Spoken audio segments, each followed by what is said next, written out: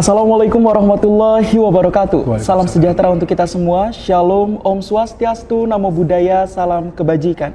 Selamat siang pemirsa Batam TV, bertemu kembali dalam program Law and Justice yang membahas tentang hukum dan keadilan.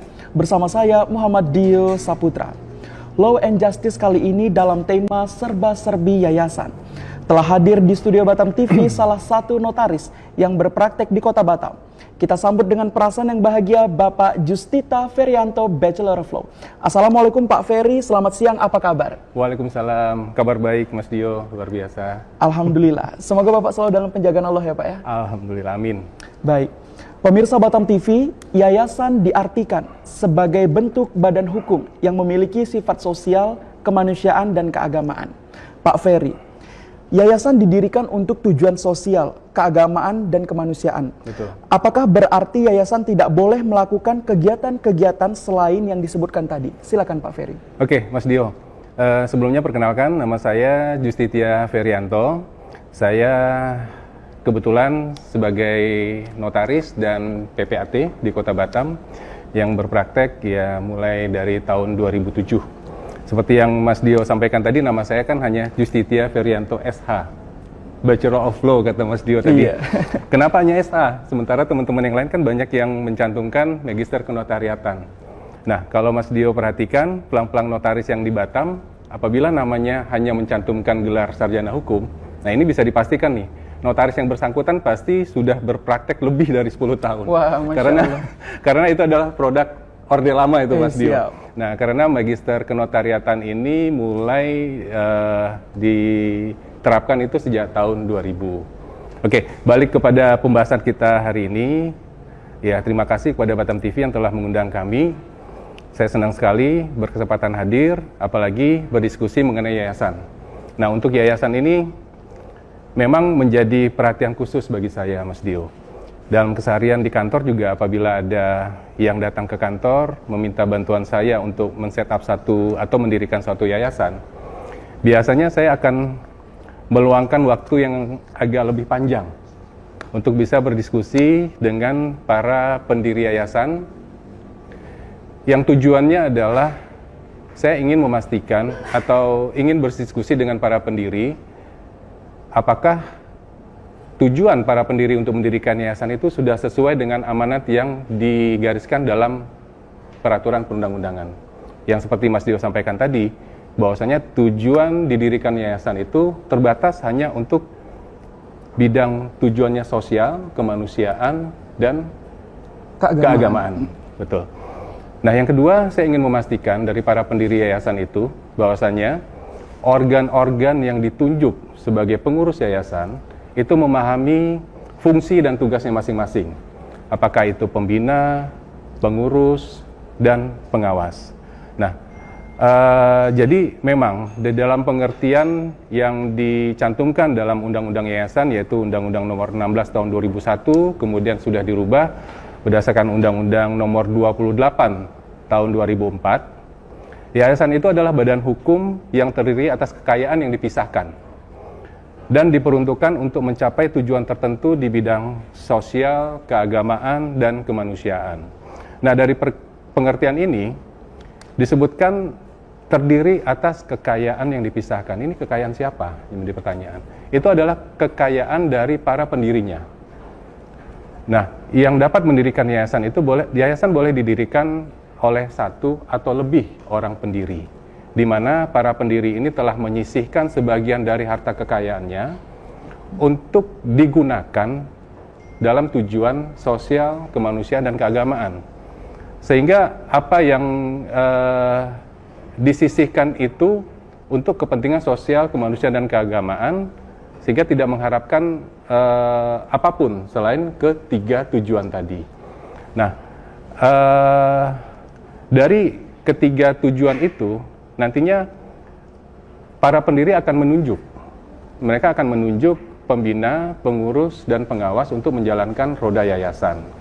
Di mana memang undang-undang membatasi tujuan dari yayasan untuk ketiga tujuan tadi, namun dalam mencapai tujuannya, yayasan boleh melakukan kegiatan-kegiatan untuk menghasilkan pendapatan untuk yayasan, di mana pendapatan itu tadi akan balik lagi menjadi kas dari yayasan, di mana kas itu akan digunakan balik lagi untuk mencapai tujuan dari yayasan. Seperti itu.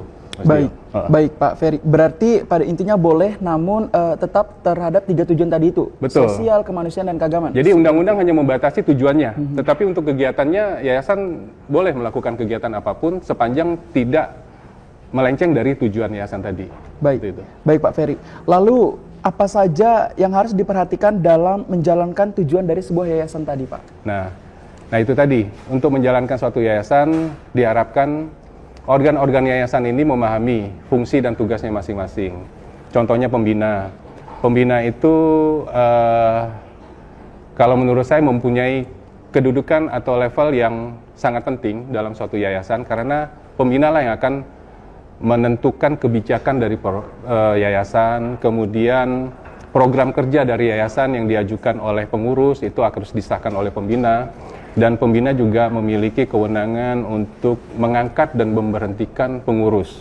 Jadi pembina berhak untuk memberhentikan dan mengangkat pengurus yang baru apabila dia menilai dalam kepengurusan pengurus yang sebelumnya itu dirasa kurang baik dalam menjalankan roda yayasan.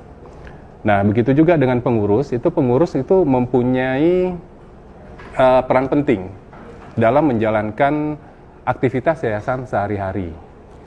Pengurus ini terdiri dari 3 unsur. Di situ harus ada minimal 1 orang ketua, kemudian 1 orang sekretaris, dan 1 orang bendara, itu minimal. Namun ini bisa mengikuti kebutuhan dari yayasan tersebut apabila memang diperlukan untuk mengangkat lebih dari 1 sekretaris atau bendara, itu dibolehkan. Organ yang ketiga itu adalah pengawas. Nah, pengawas inilah berperan penting untuk mengawasi dari setiap kegiatan-kegiatan yang dijalankan oleh pengurus yayasan, Mas Dio. Seperti itu. Baik Pak, ya. Kalau kita berpacu pada 3 organ tadi Pak, ada pengawas, pembina, dan pengurus. Betul. Lalu apakah pendiri boleh menjadi pengurus yayasan Pak? Oke, nah ini unik, ini banyak yang menjadi pertanyaan di masyarakat. Apa sih peran pendiri setelah yayasan berdiri? Sebenarnya peranan penting pendiri itu hanya pada saat pendirian. Setelah yayasan berdiri, maka fungsi pendiri sudah berakhir. Tidak ada lagi yang namanya pendiri. Namun memang nama pendiri tercatat dalam akta pendirian yayasan. Nah, kemudian akta pendirian yayasan tadi akan disampaikan notaris kepada Kementerian Hukum dan HAM untuk mendapatkan pengesahan dari menteri. Nah, setelah mendapat pengesahan, maka kewenangan pendiri tadi itu sudah beralih menjadi kewenangan pembina.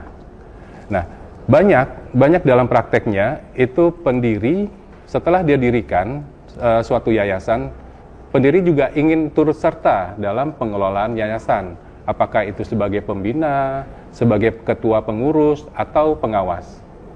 Hal ini kalau saya tangkap ini tujuannya adalah pendiri ini tuh lebih ingin meyakinkan dirinya bahwasanya yayasan yang dia dirikan itu berjalan sesuai dengan tujuan didirikannya yayasan, sehingga dia ingin masuk sebagai salah satu pengurus, pembina, dan pengawas di dalam yayasan. Kebanyakan itu mereka menjadi pembina. Setelah yayasan didirikan, pendiri nanti masuk dalam struktur pembina. Kenapa di pembina? Karena pembina ini adalah organ yang memiliki kedudukan yang sangat penting dalam menentukan arah dan tujuan yayasan. Itu dibolehkan, Mas Dio. Mau ke pembina, ketua pengurus, ataupun pengawas, itu boleh. Baik, berarti tidak ada masalahnya ya Pak, pendiri menjadi pengurus dari sebuah yayasan seperti Bapak jelaskan. Boleh ya? Itu boleh sekali. Oke, berarti pada intinya pendiri itu hanya pentingnya itu pas bagian awal mau mendirikan sebuah yayasan aja. Yes, ketika setelah itu dia mau menjadi bagian dari pengurus yayasan, ya tidak apa-apa, tidak menjadi masalah. Nggak jadi masalah. Baik Pak.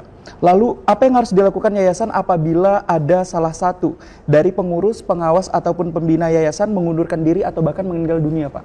Nah, ini banyak terjadi. Sebenarnya simpel aja. Sepanjang yayasan tersebut telah mendapat pengesahan anggaran dasarnya dari menteri, maka kewenangan untuk mengangkat dan memberhentikan pengurus dan pengawas itu ada di tangan pembina. Kalau ada salah satu dari unsur pengurus dan pengawas mengundurkan diri atau meninggal dunia, maka pembina tinggal menyelenggarakan rapat pembina. Rapat pembina untuk menunjuk atau mengangkat pengurus yang baru atau pengawas yang baru. Nah, namun ada kejadian unik. Ini saya alamin sendiri di salah satu yayasan yang mengelola rumah ibadah masjid. Jadi mereka datang ke kantor saya menyampaikan bahwasannya bendaharanya meninggal dunia. Nah, saya sampaikan kepada pengurus tersebut, wah itu tidak jadi masalah yang besar, tinggal dirapatkan aja oleh dari para pendiri. Kebetulan yang datang ke kantor saya itu ketua pengurusnya. Maka nanti dari hasil rapat pendiri itu silakan tentukan bendahara yang baru. Oke Pak, baik, kami akan menyiapkan rapat pendiri. Bukan rapat pendiri, mohon maaf, rapat pembina. Nah, keesokan harinya si ketua pengurus telepon saya lagi. Pak, mohon maaf, ternyata kami punya 2 orang pendiri. Yang satu sudah meninggal dunia, yang satu udah pindah kota, tidak tinggal di Batam lagi. Sehingga saat ini kami kekosongan, tidak punya pendiri, tidak punya pembina. Nah, ini masalah unik. Jadi, saking aktifnya para pengurusnya dalam mengelola rumah ibadah tersebut, mereka kadang tidak menyadari bahwasanya dari organ-organ yayasan itu ada yang sudah tidak aktif lagi di dalam yayasan. Nah, kalau kondisinya terjadi kekosongan dalam struktur organ yayasan khususnya di pembina, maka ini harus dilakukan rapat gabungan. Rapat gabungan ini adalah rapat yang diadakan oleh pengurus yayasan bersama-sama dengan pengawas yayasan. Nah, dari rapat pembina ini dituangkan ke dalam notulen atau juga boleh dilakukan rapat gabungan tersebut di kantor notaris, kemudian notaris langsung menuangkan ke dalam akta notaris, diputuskan untuk mengangkat pembina yang baru. Nah, jadi yang harus dilakukan adalah mengangkat pembina dulu nih. Setelah pembina yang baru diangkat dan telah mendapat pengesahan atau sudah dilaporkan ke Kementerian Hukum dan HAM, nah, selanjutnya pembina yang baru diangkat tadi boleh melakukan rapat untuk mengganti atau menambahkan struktur pengurus atau pengawas. Jadi harus 2 tahap kalau terjadi kekosongan pembina. Beda dengan apabila pembinanya masih ada, kemudian yang akan diganti itu adalah salah satu pengurus, apakah bendaharanya atau sekretaris, itu tinggal pembinanya melakukan rapat pembina, memutuskan untuk mengangkat pembina yang bendahara yang baru atau sekretaris yang baru. Nah, tetap untuk mendapatkan legalitasnya, setiap perubahan pengurus itu harus dituangkan ke dalam akta notaris, dan kemudian notaris akan membantu para pengurus yayasan itu untuk melaporkan perubahan struktur dari kepengurusan itu ke Kementerian Hukum dan HAM melalui sistem administrasi badan hukum. Seperti itu, Dio. Baik Pak Ferry. Nah, mungkin pertanyaan kali ini berlanjut gitu ya, masih dengan seputaran pertanyaan kita tadi. Lalu Pak, bagaimana kalau misalnya pembina yang mengundurkan diri, Pak? Nah, itu tadi. Apabila salah satu pembina, ini kita harus lihat case per case dulu, apakah yayasan itu memiliki 1 atau lebih pembina. Misalnya, pembina terdiri dari beberapa orang, salah satunya mengundurkan diri, maka pembina yang ada tinggal menyelenggarakan rapat. Bila mereka masih membutuhkan untuk menambahkan anggota pembina, bisa diputuskan dalam rapat tersebut. Kemudian rapat tersebut dituangkan ke dalam akta notaris, lalu dilaporkan kepada Kementerian Hukum dan HAM.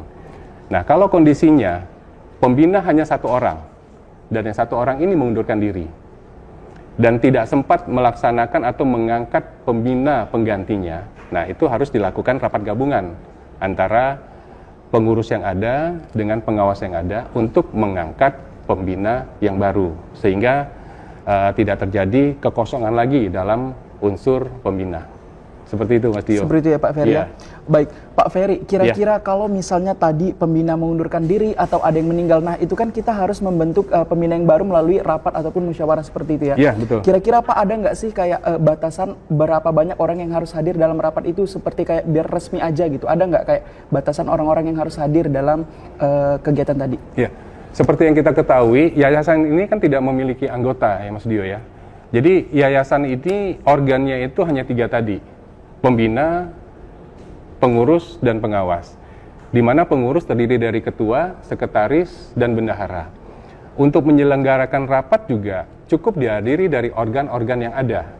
Jadi tidak perlu melibatkan masyarakat atau pihak-pihak lain dalam mengambil keputusan terkait dengan penyelenggaraan yayasan. Jadi yang berapat itu khusus dari organ-organ yang ada aja, Mas Dio.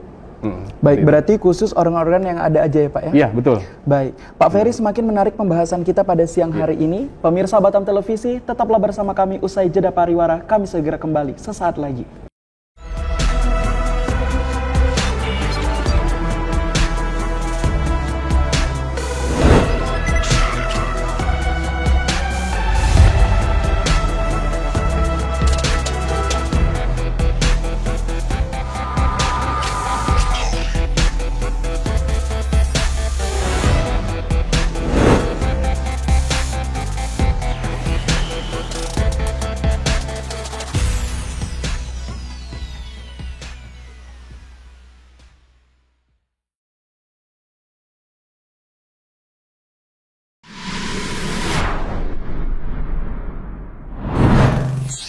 Selamat datang di era transformasi digital koperasi dan UMKM. Ini adalah era ketika cerita tentang koperasi dan UMKM bukan lagi soal mengharap uluran tangan, namun lebih tentang ia menjadi harapan di masa yang penuh tantangan.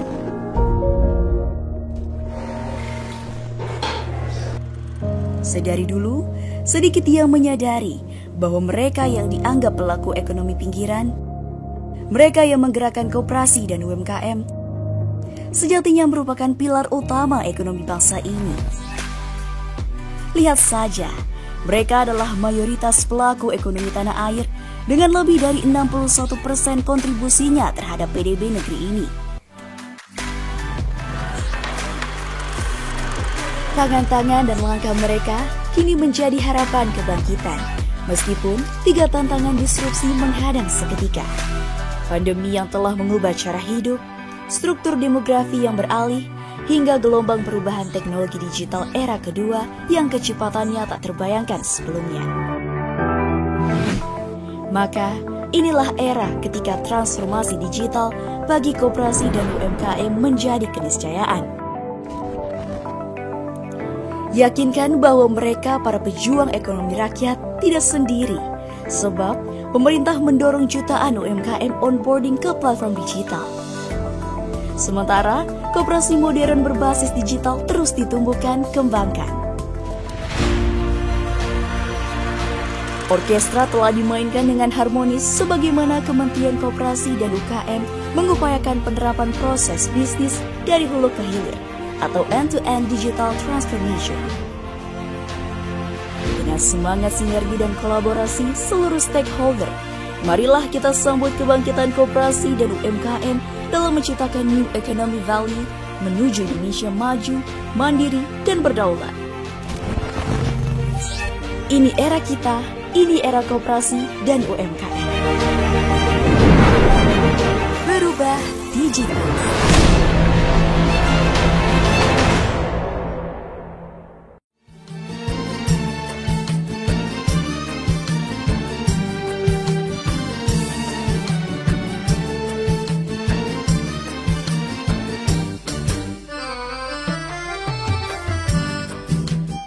Untuk tahun ajaran baru tahun 2023-2024 PBDB kita mulai pendaftaran di awal tanggal 21 sampai dengan 22 Juni 2023 dengan jalur afirmasi terlebih dahulu. Pengumumannya di tanggal 23 Juni 2023 dan pendaftaran ulangnya tanggal 24 Juni 2023. Kemudian kita lanjutkan dengan jalur prestasi. Dan untuk menjadi catatan, jalur prestasi hanya untuk satuan pendidikan SMP, yaitu dengan komposisinya sebesar 10%, kalau afirmasi tadi 15%. Itu pendaftarannya kita buka di tanggal 26 dan 27 Juni 2023, pengumumannya di tanggal 28 Juni 2023, dan pendaftaran ulangnya di tanggal 30 dan 1 Juli 2023. Dan selanjutnya baru kita buka jalur zonasi dan perpindahan orang tua. Untuk jalur zonasi itu SD 80% komposisinya, SMP 70%, dan untuk afirmasi baik SD maupun SMP itu 5%.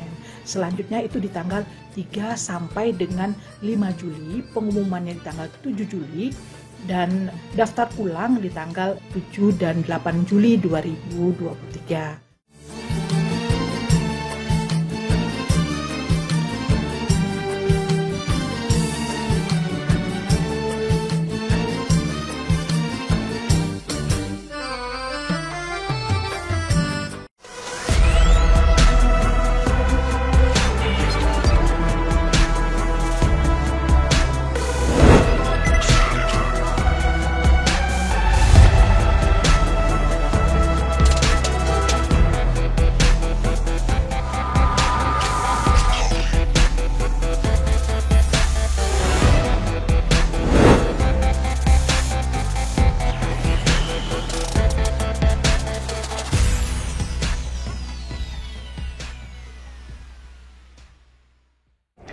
Pemirsa Batam TV Inspirasi Kepri, terima kasih Anda masih bersama kami dalam program Law and Justice yang membahas tentang hukum dan keadilan.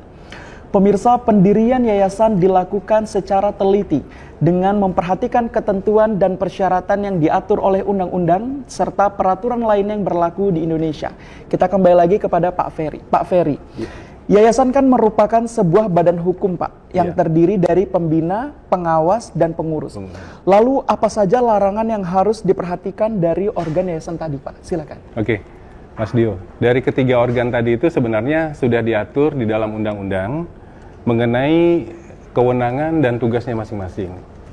Kalau bicara tentang larangan, ya, apabila sudah diatur mengenai tugas dan wewenangnya masing-masing, maka tidak boleh overlap ya.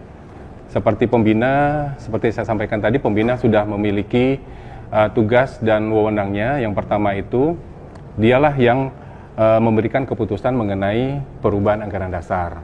Nah, perubahan anggaran dasar ini kan diajukan oleh pengurus, bisa diajukan oleh pengurus atau pengawas.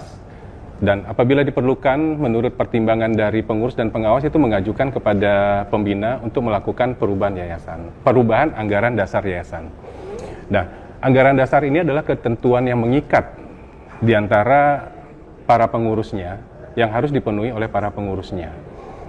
Nah, apabila dalam menjalankan roda yayasan diperlukan untuk merubah atau menyempurnakan anggaran dasar tersebut atas keputusan atau persetujuan dari Dewan Pembina sepanjang tidak melanggar ketentuan dari undang-undang yayasan, maka itu boleh dilakukan dengan persetujuan dari pembina. Nah, yayasan pengurus juga sudah ditentukan kewenangan dan tugasnya, yaitu untuk bertanggung jawab penuh terhadap kepengurusan yayasan sesuai dengan tujuan yayasan. Jadi, apabila ada hal-hal atau tindakan-tindakan dari pengurus yang bertentangan atau tidak sesuai dengan tujuan yayasan, itu dilarang. Nah, disitulah fungsi pengawas muncul untuk memastikan dari organ pengurus yayasan melakukan tugas dan kewenangannya sesuai dengan aturan yang ada. Seperti itu, Mas Dio. Baik, Pak. Lalu, Pak, boleh atau tidak pengurus yayasan bagi hasil dari hasil usaha yayasan ini?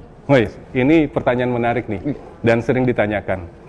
Sebenarnya mengenai bagi-bagi hasil, atas hasil yang diperoleh oleh yayasan dalam melakukan kegiatan itu dilarang, Mas.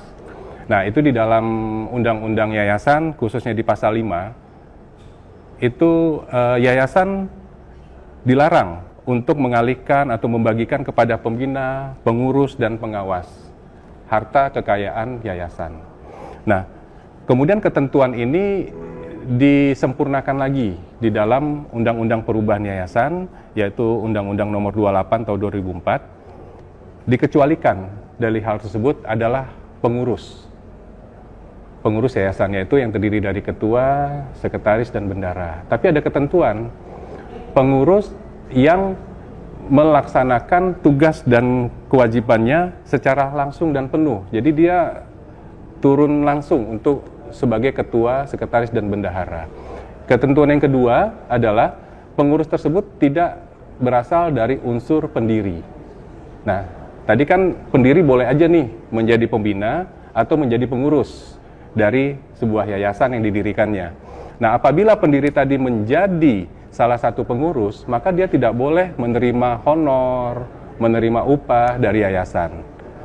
Nah, apabila pengurus tersebut bukan dari unsur pendiri, maka dibolehkan unsur pengurus, ketua, sekretaris, dan bendahara memperoleh honor atau gaji dari hasil yayasan, hasil yang didapatkan oleh yayasan. Seperti itu, Mas Dio. Baik, Pak Ferry. Iya. Lalu bagaimana kalau dalam suatu yayasan nih sudah tidak ada lagi yang bisa menjalankannya sehingga yayasan tidak lagi aktif? Nah, yayasan ini kan lembaga kemasyarakatan ya. Jadi memang ada stigma di masyarakat bahwasanya, wah, yayasan ini adalah milik dari para pendirinya, atau yayasan ini adalah milik dari para pengurusnya. Nah, stigma inilah yang harus, ya semoga dari diskusi kita hari ini dapat memberikan manfaat kepada masyarakat bahwasanya apa-apa yang dimiliki oleh yayasan, apabila yayasan ini diputuskan untuk membubarkan dirinya, maka seluruh harta kekayaannya, harta atau aset-asetnya itu harus dialihkan kepada yayasan lain. Yayasan lain yang melakukan kegiatan dan tujuan yang sama dengan yayasan yang dibubarkan tersebut. Jadi apabila memang dari organ-organ yayasan tadi tidak bisa lagi menjalankan fungsinya sebagai pembina, pengurus, dan pengawas, atau terjadi kekosongan, sehingga diputuskan untuk membubarkan yayasan, maka seluruh aset-aset yayasan itu harus dialihkan kepada yayasan lain yang memiliki tujuan dan kegiatan yang sama dari yayasan yang dibubarkan tadi. Nah, jadi bukan untuk dibagi-bagi kepada para pendirinya atau pada pengurusnya, tapi harus diserahkan kepada yayasan lain. Seperti itu, Mas Dio. Baik, Pak. Ya. Tapi Pak, sejauh ini kalau kita melihat keadaan situasi di Kota Batam, apakah Bapak pernah menangani kasus seperti tadi, Pak, yang yayasannya sudah tidak aktif, kemudian yayasan ini menghibahkan gitu ya, dananya kepada yayasan dengan tujuan yang sama? Ya, pernah. Dan itu memang mereka akan mereka membuatkan list ya beberapa yayasan, di mana kebetulan pembinanya sebenarnya masih ada. Cuma pembina merasa ini harus dibubarkan yayasan karena tidak bisa lagi menjalankan kegiatannya. Mereka akan mengalihkan harta kekayaan, kebetulan waktu itu tidak banyak ya, Mas Dio ya. Jadi mereka menghibahkan atau mengalihkan sisa-sisa kekayaan dari yayasan tersebut kepada yayasan lain yang menyelenggarakan kegiatan dan tujuan yang sama dengan yayasan mereka. Seperti itu. Oh, berarti Bapak pernah gitu ya, Pak, Pernah, menangani kasus seperti ini Iya, gitu. iya. Lalu Pak, sebenarnya kalau misalnya yayasannya sudah tidak aktif nih, itu tuh sebenarnya dananya yang harus kita hibahkan dengan ke yayasan lain dengan tujuan yang sama itu boleh dengan satu yayasan aja, atau kita harus ada minimalnya gitu, minimal berapa yayasan gitu yang harus kita hibahkan dana kita tadi? Itu tidak ada batasan sih, Mas, itu bebas. Jadi tergantung dari keputusan dari para pembinanya atau likuidator dari yayasan tersebut, mau dialihkan ke salah satu atau ke beberapa yayasan lainnya. Baik, Pak. Oke. Pemirsa, lalu Pak, tujuan didirikan yayasan kan untuk mencapai tujuan di bidang sosial, keagamaan, ataupun kemanusiaan. Lalu mengapa yayasan tidak dapat dikategorikan sebagai perusahaan, Pak? Wah, kalau perusahaan itu kan lebih kepada profit oriented, di mana hasil yang didapat oleh perusahaan itu untuk dibagikan pada pemilik-pemilik ya perusahaan. Itu sifatnya profit oriented, dan memang itulah tujuan didirikannya suatu perusahaan. Kita sebut dengan badan usaha ya. Nah, kalau yayasan ini bukan badan usaha, dia tuh lebih kepada untuk mencapai tujuan-tujuan yang tiga tadi, sosial, kemasyarakatan, dan keagamaan. Jadi apapun yang dihasilkan dari kegiatan yayasan, apakah itu mendapatkan pendapatan, hasil dari usaha-usaha yang dijalankan oleh yayasan, itu balik lagi untuk tujuan yang tiga tadi.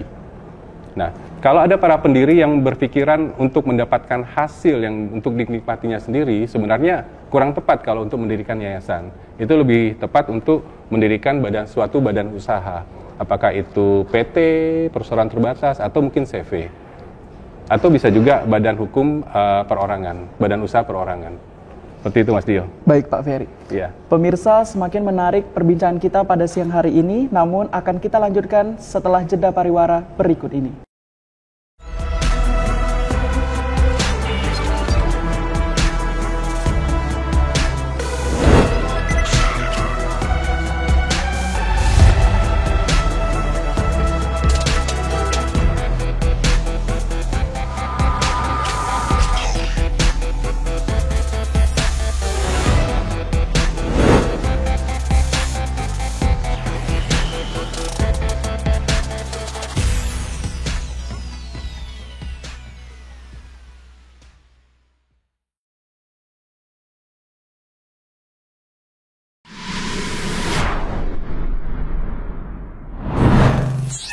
Selamat datang di era transformasi digital koperasi dan UMKM.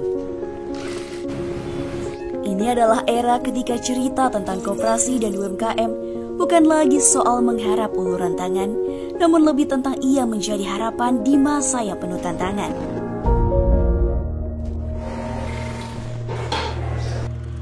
Sedari dulu, sedikit ia menyadari bahwa mereka yang dianggap pelaku ekonomi pinggiran, mereka yang menggerakkan koperasi dan UMKM, sejatinya merupakan pilar utama ekonomi bangsa ini. Lihat saja, mereka adalah mayoritas pelaku ekonomi tanah air dengan lebih dari 61% kontribusinya terhadap PDB negeri ini. Tangan-tangan dan langkah mereka kini menjadi harapan kebangkitan, meskipun 3 tantangan disrupsi menghadang seketika. Pandemi yang telah mengubah cara hidup, struktur demografi yang beralih, hingga gelombang perubahan teknologi digital era kedua yang kecepatannya tak terbayangkan sebelumnya. Maka, inilah era ketika transformasi digital bagi koperasi dan UMKM menjadi keniscayaan. Yakinkan bahwa mereka para pejuang ekonomi rakyat tidak sendiri, sebab pemerintah mendorong jutaan UMKM onboarding ke platform digital. Sementara, koperasi modern berbasis digital terus ditumbuhkan, kembangkan. Orkestra telah dimainkan dengan harmonis sebagaimana Kementerian Koperasi dan UKM mengupayakan penerapan proses bisnis dari hulu ke hilir atau end-to-end digital transformation. Dengan semangat sinergi dan kolaborasi seluruh stakeholder, marilah kita sambut kebangkitan koperasi dan UMKM dalam menciptakan new economic value menuju Indonesia maju, mandiri, dan berdaulat. Ini era kita, ini era koperasi dan UMKM. Berubah digital.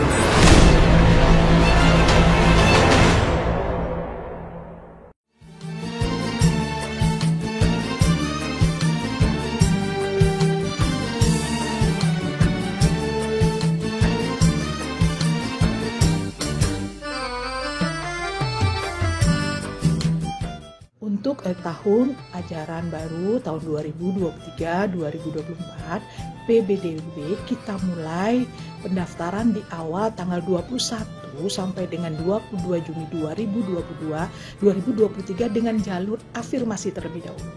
Pengumumannya di tanggal 23 Juni 2023 dan pendaftaran ulangnya tanggal 24 Juni 2023. Kemudian kita lanjutkan dengan jalur prestasi. Dan untuk menjadi catatan, jalur prestasi hanya untuk satuan pendidikan SMP, yaitu dengan komposisinya sebesar 10%, kalau afirmasi tadi 15%. Itu pendaftarannya kita buka di tanggal 26 dan 27 Juni 2023, pengumumannya di tanggal 28 Juni 2023, dan pendaftaran ulangnya di tanggal 30 dan 1 Juli 2023. Dan selanjutnya baru kita buka jalur zonasi dan perpindahan orang tua. Untuk jalur zonasi itu SD 80% komposisinya, SMP 70%, dan untuk afirmasi baik SD maupun SMP itu 5%. Selanjutnya itu di tanggal 3 sampai dengan 5 Juli, pengumumannya di tanggal 7 Juli, dan daftar ulang di tanggal 7 dan 8 Juli 2023.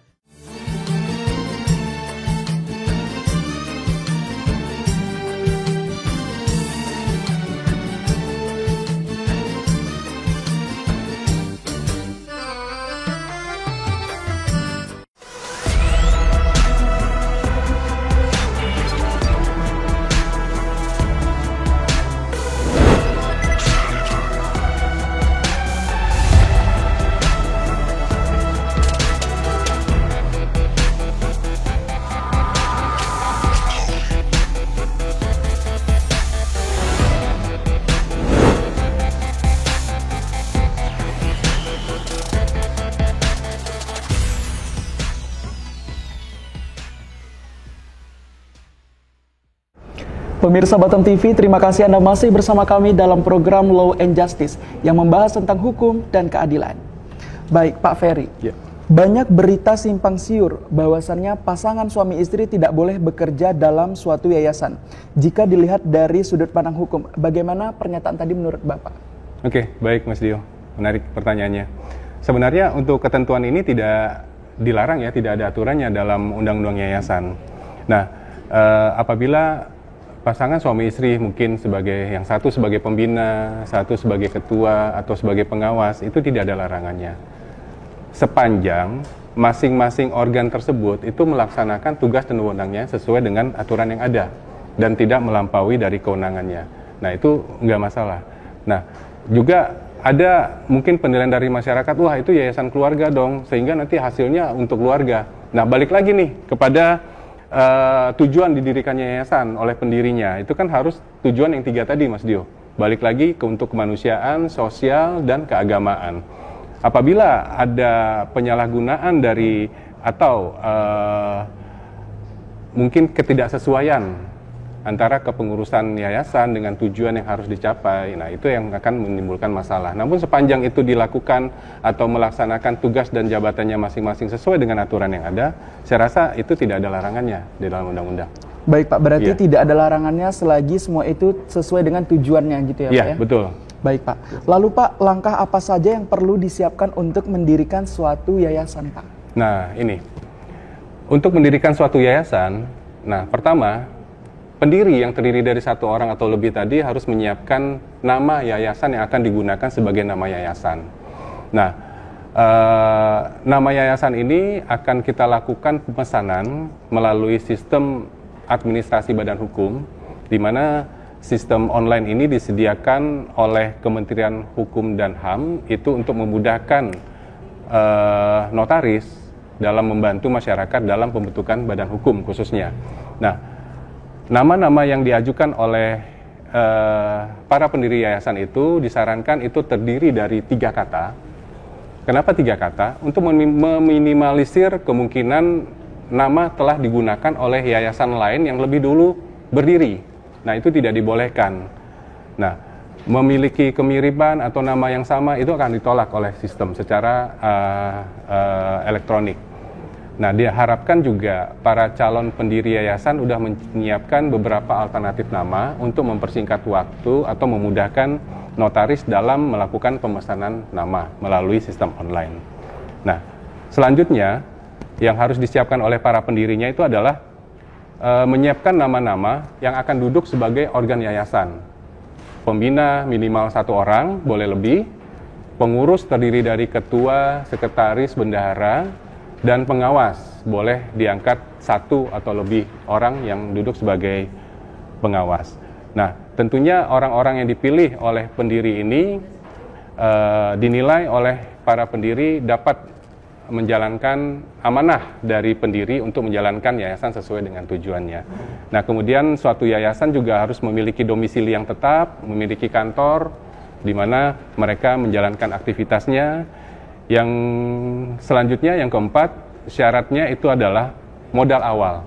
Modal awal yang tadi disisihkan oleh para pendirinya dari harta pribadinya untuk mendirikan yayasan, itu dibuktikan dengan setoran modal dari pendiri kepada kas yayasan. Di dalam undang-undang ditentukan modal kekayaan awal untuk mendirikan suatu yayasan itu minimal sebesar 10 juta rupiah. Nah, itu sudah bisa menjadi modal awal dari suatu yayasan untuk berdiri. Nah, ada juga pertanyaan modal. Selain modal awal, yayasan boleh nggak menerima sumbangan atau hadiah atau melakukan kegiatan usaha? Nah, itu dibolehkan. Jadi ketentuan undang-undang juga membolehkan yayasan untuk memperoleh pendapatan lain yang bersifat sumbangan-sumbangan yang tidak mengikat yayasan, atau infak, atau mungkin hadiah yang tidak mengikat. Termasuk yayasan juga boleh melakukan kegiatan-kegiatan usaha, di mana dari kegiatan usaha itu mendapatkan profit yang kemudian disetorkan ke dalam kas yayasan, sehingga yayasan dapat menjalankan atau mencapai tujuannya dengan lebih baik lagi, dengan kekayaan yang cukup untuk itu. Seperti itu, Mas Dio. Baik, berarti Pak minimal nama itu harus 3 kata, kemudian dilanjutkan dengan setoran modalnya minimal 10 juta. Kemudian struktur pengurusnya. Struktur pengurusnya. Nah, apabila poin-poin ini sudah diserahkan kepada notaris nanti akan mulai membuatkan draft akta pendiriannya. Kemudian setelah draft selesai, mengagendakan kapan waktu penandatanganan akta pendirian tersebut. Setelah akta pendirian ditandatangani oleh para pendiri, nah kalau saya mewajibkan pengurus, pengawas, dan pembina yang ditunjuk oleh pendiri itu ikut hadir menandatangani akta pendirian. Karena dengan hadirnya organ-organ yayasan tersebut itu menjadi kesediaan atau merupakan kesediaan mereka ditunjuk sebagai pengurus, ditunjuk sebagai pengawas, dan sebagai pembina. Itu ada merupakan pernyataan kesediaan mereka untuk menjalankan yayasan. Nah, setelah akta ditandatangani, maka notaris akan melanjutkan proses pengesahan anggaran dasar tersebut kepada Kementerian Hukum dan HAM untuk memperoleh pengesahan terhadap anggaran dasar yang kita ajukan dan struktur organ yayasan yang didaftarkan ke kementerian.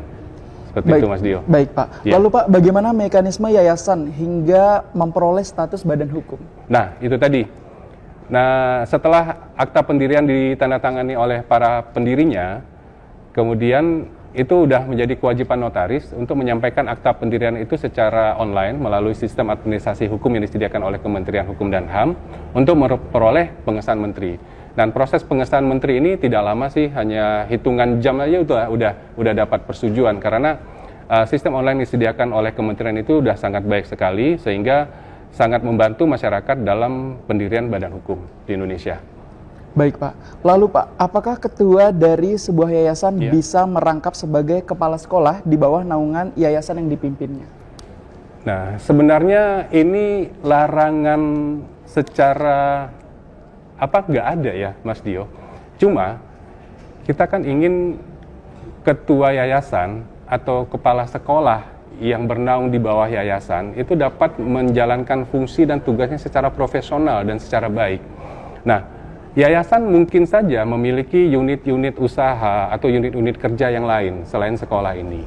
Maka apabila si ketua yayasan tadi juga merangkap sebagai kepala sekolah, dikhawatirkan ketua yayasan tidak bisa maksimal untuk mengelola unit-unit usaha atau kegiatan-kegiatan lain selain sekolah. Nah, khawatirnya dia hanya berfokus pada sekolah di mana dia diangkat sebagai kepala sekolah. Nah, jadi sangat disarankan ketua pengurus tidak merangkap jabatan sebagai kepala sekolah atau pimpinan atau yang mengepalai suatu unit usaha yang bernaung di bawah yayasan. Seperti itu, Mas Dio. Baik, Pak. Ya. Satu pertanyaan terakhir sebelum closing statement, Pak. Ya. Apa manfaat yang bisa kita dapatkan ketika membangun sebuah yayasan, Pak? Manfaat yang dirasakan itu lebih kepada yang dirasakan oleh masyarakat sekitar, ya Mas Dio ya. Bukan hanya dari pengurusnya, karena untuk duduk sebagai pengurus di dalam yayasan itu harus memiliki rasa mengorbankan waktu, pikiran, dan tenaganya untuk masyarakat. Nah, masyarakatlah yang merasakan manfaat langsung terhadap yayasan. Mungkin Mas Dio dan pemirsa Batam TV banyak menemukan rumah-rumah ibadah, masjid, gereja, atau yang lain itu dikelola oleh yayasan. Untuk lebih profesional itu dikelola oleh yayasan. Juga lembaga-lembaga pendidikan, apalagi lembaga-lembaga pendidikan yang lembaga pendidikan keagamaan itu dikelola oleh yayasan. Dengan dikelola oleh yayasan itu manfaatnya akan lebih terasa bagi masyarakat sekitar yang menggunakan atau menikmati fasilitas yang dikelola oleh yayasan itu akan jadi lebih baik. Setuju, saya setuju Pak. Berarti ya, saya setuju gitu ya. Berarti masyarakat yang lebih banyak merasakan manfaat yang dikelola oleh sebuah yayasan. Jadi manfaat yayasan itu dirasakan oleh masyarakat. Iya. Nah, tidak hanya oleh pendirinya, tidak hanya oleh para pengurusnya, tapi masyarakatlah yang menikmati manfaat dari yayasan tersebut. Baik, Pak Ferry. Pak Ferry mungkin boleh langsung saja sampaikan closing statement Bapak mengenai tema kita serba-serbi tentang yayasan. Silakan. Closing statementnya, ya itu tadi. Semoga diskusi kita hari ini dapat memberikan pencerahan bagi masyarakat yang ingin mengelola atau ingin mendirikan suatu yayasan, bahwasanya didirikannya yayasan itu tidak boleh melenceng dari tujuannya didirikan, yaitu untuk kegiatan sosial, kemanusiaan, dan keagamaan. Tidak ada yang lain selain yang 3 tujuan tersebut. Namun dalam mencapai tujuannya itu, yayasan boleh melakukan beberapa kegiatan, termasuk kegiatan yang dapat menghasilkan pendapatan untuk yayasan. Dan pendapatan yang didapat oleh yayasan dari kegiatan usahanya itu balik lagi harus digunakan untuk mencapai tujuan dari yayasan. Dan diharapkan masing-masing organ yayasan yang ditunjuk sebagai pembina, pengurus, dan pengawas benar-benar mengetahui tugas wewenangnya masing-masing, sehingga dapat menjalankan roda yayasan dengan baik dan dapat memberikan manfaat yang maksimal bagi masyarakat sekitarnya. Demikian, Baik Pak Ferry. Jadi pada intinya ketika kita membangun sebuah yayasan tidak lari dari 3 tujuan tadi, betul, sosial, keagamaan, dan kemanusiaan. Betul. Terima kasih banyak Pak Ferry. Semoga Bapak bersama keluarga selalu dalam penjagaan Allah Subhanahu wa taala. Amin. Ya. Baik, pemirsa Batam TV, demikianlah perbincangan kita dengan Bapak Justitia Ferianto, Bachelor of Law. Sampai ketemu kembali dalam program Law and Justice yang membahas tentang hukum dan keadilan. Saya Muhammad Dio Saputra pamit undur diri dari layar kaca Anda. Terima kasih dan sampai jumpa. Wassalamualaikum warahmatullahi wabarakatuh.